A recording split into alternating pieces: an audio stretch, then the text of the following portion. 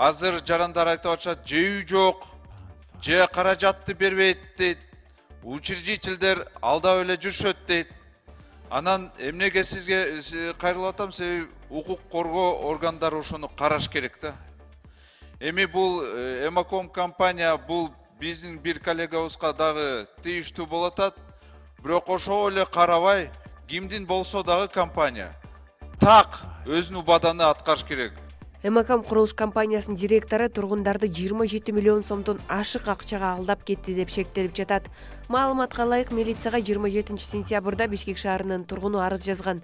Анда 2020 жылдын 11 августунда шаардагы курулуш компанияларынын биринин директору Фучи көчөсүндө салынып жаткан көп кабаттуу үйдөн 2 бөлмөлүү батир берүүнү убадалап, 2 миллионго жакын акчага алдап кеткенин билдирген. Аталган факт боюнча ири өлчөмдөгү алдамчылык беренесинин негизинде кылмыш иши козголуп, курулуш компаниянын 32 жаштагы директору кармалды. Анын ушул сыяктуу башка кылмыштарга дагы катыштыгы бар экендиги кошумчаланды. Ошто кутурма оорусун жуктуруп алган 12 жаштагы бала каза болду. Өспүрүмдү август айында Өзгөн районунда ит тиштеп алган.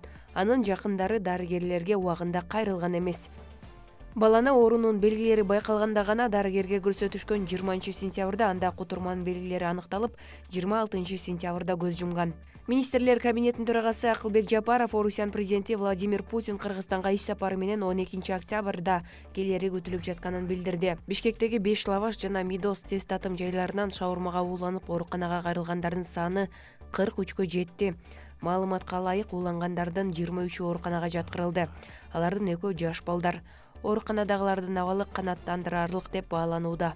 Урматтуу мекендештер, сиз чек арага ишеничтүү барууну, чекирди чыкты жазап таза документ менен жүрүүнү кааласаңыз, анда ишеничтүү айдоочу Мухиддин кызматта. Ортомчусуз до конца чек арага өз алып кирип алып чыгат. Заманбап комфорт машинада жылуу жумшак барып келесиз. Ак кеме же Москвардан келдим десеңиз, бекер кара тизмеден текшерип документке жардам берет. 24 саат WhatsApp жана байланыш. +8 926 213 0060 +8 965 402 93 Мухиддин.